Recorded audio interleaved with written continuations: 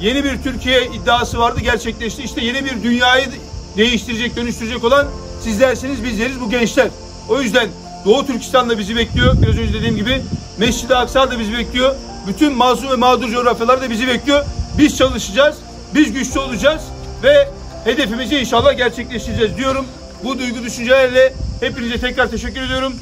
Yine en başında ifade ettiğim gibi il müdürümüze, buradaki antrenörlerimize, hocalarımıza, müdürlerimize, kamp sorumlularımıza teşekkür ediyorum. Onlara şöyle yürekten bir alkış alalım, değil mi arkadaşlar?